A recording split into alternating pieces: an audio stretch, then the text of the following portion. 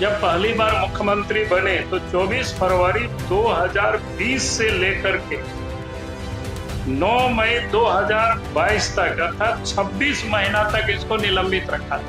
आखिर ये सारे जो प्रेम का क्या कारण है या क्या मजबूरी है उनको डीजी बनाए रखने के लिए जो एड़ी चोटी का लगाए हुए हैं। तो मैं आज चाहता हूं कि वो सस्पेंशन भी थोड़ा मैं समाप्त करूं ताकि आप सबको ध्यान में आ जाए।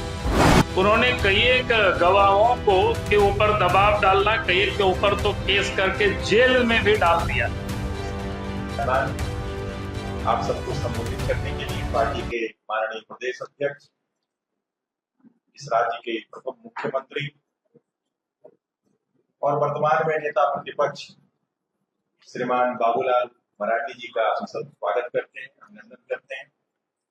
उनकी माई और हमारे प्रदेश के प्रवक्ता श्री अजय साहब जी उपस्थित है, मैं उनका भी स्वागत करता हूं और सीधे माननीय प्रदेश अध्यक्ष जी से आग्रह करता हूं कि आप सबको आज के संदर्भ में संबोधित करें।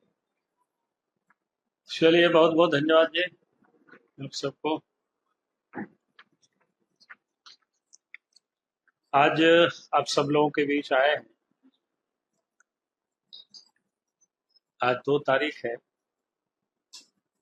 यानी हम कह सकते हैं पिछले 2 दिनों से झारखंड प्रदेश डीजीपी विहीन हो गया। हमें लगता है कि देश में सिर्फ झारखंड ही एकमात्र पहला राज्य है जहां बिना डीजी के चल रहा है और डीजी के ऊपर भी कई एक जिम्मेवारी थी उसके। एक तो पुलिस विभाग के भी थे, सीआईडी के भी थे, एसीबी के भी थे। तो एक प्रकार से ये जो राज्य में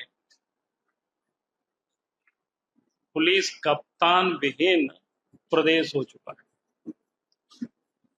और ये हम ही कार्य ऐसा नहीं है, क्योंकि भारत सरकार ने 22 अप्रैल को ही राज्य सरकार को पत्र लिख दिया है कि वो 30 तारीख को जो यहाँ के डीजीपी अनुराग गुप्ता थे वो रिटायर कर रहे, और 30 के बाद 1 हो गया, आज 2 भी हो गया, लेकिन कोई नई डीजीपी यहाँ नियुक्त नहीं हुआ है। यानी डीजीपी विहीन आज जिला है। और इसलिए हमने कहा कि भाई देश में शायद एक पहला राज्य होगा इस प्रकार की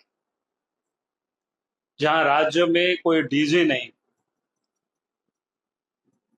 क्योंकि जिनको जिस प्रकार से उन्होंने बना करके रखा हुआ है, तो आज जो भी वो डीजी निर्णय लेंगे डीजी के रूप में, तो बिल्कुल वो विधि सम्मत नहीं होगी, कानून का वो बिल्कुल विपरीत होगा। और ऐसे पदाधिकारी अगर कोई भी निर्णय लेते हैं तो आप समझ सकते हो उसका दूरगामी प्रभाव पड़ता है। उसका निर्णय कहीं से भी युक्ति संगत नहीं होगा, लीगली नहीं हो सकता है, क्योंकि लीगली वो आज की तारीख में डीजी वो नहीं है। उसका स्पष्ट रूप से भारत सरकार का जो पत्र है आप सब देख सकते हैं। मैं कह रहा था कि भाई आखिर अनुराग गुप्ता में क्या खूबी है कि उनको अभी भी वो डीजीपी बना के गैर कानूनी ढंग से रखे हुए। और ये व्यक्ति के बारे में थोड़ी जानकारी लीजिए। जब बिहार के जमाने में भी उनके ऊपर गया में मगध यूनिवर्सिटी का जो पुलिस स्टेशन है वहां भी इनके ऊपर केस है, वहां तो 420 तक का उनके ऊपर आरोप लगे हुए। जो पुलिस अफसर एक भ्रष्टाचार पक्षपात करने के आरोप जिनके ऊपर हो, गड़बड़ करने का भी आरोप हो, और हेमंत सोरेन ने खुद जब पहली बार मुख्यमंत्री बने तो 24 फरवरी 2020 से लेकर के 9 मई 2022 तक अर्थात 26 महीना तक इसको निलंबित रखा था। कोई दूसरे लोगों ने कोई निलंबित नहीं रखा था, हेमंत सोरेन ने रखा था।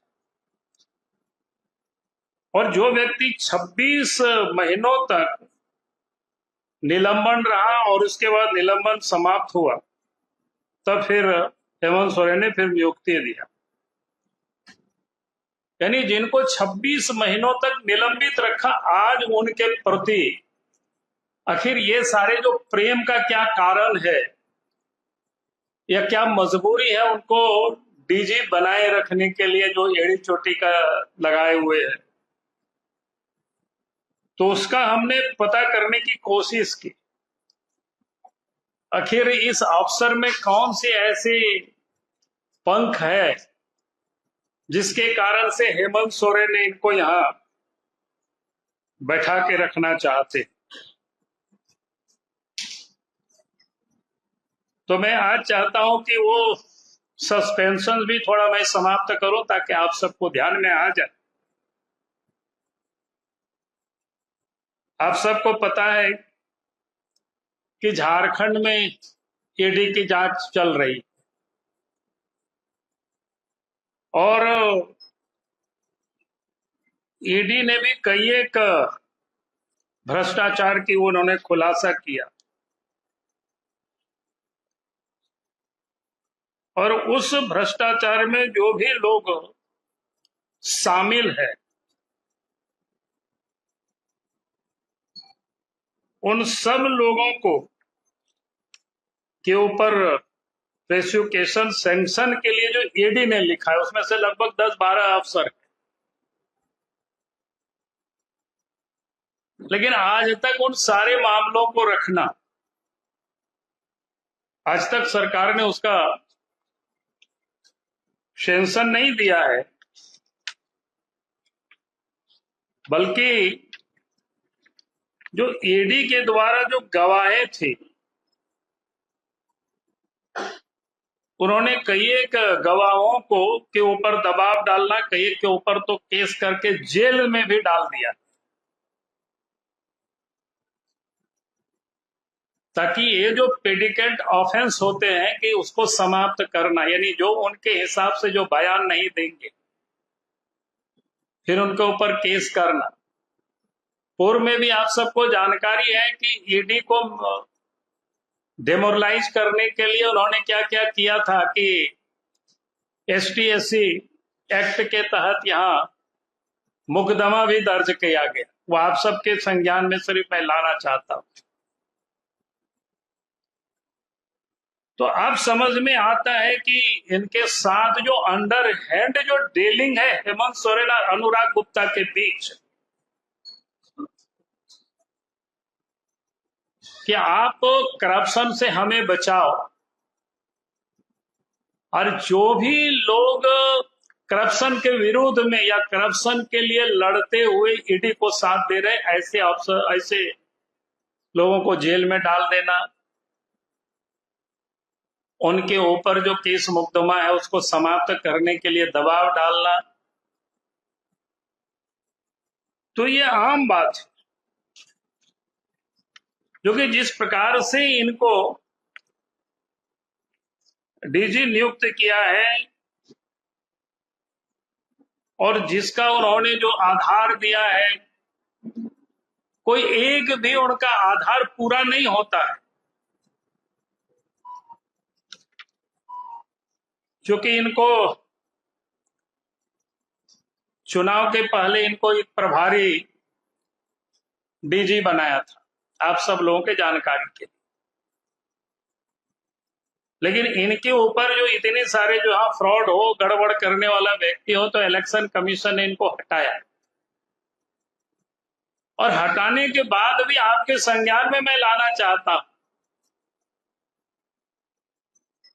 जो इससे पूर्व के जो डीजी थे उनको भी प्रभारी बनाया था, लेकिन इलेक्शन कमीशन ने उसको नहीं माना और उसको फिर अस्थायी डीजी बनाया गया। पूर्व के जो डीजी थे। और फिर चुनाव जैसे समाप्त होता है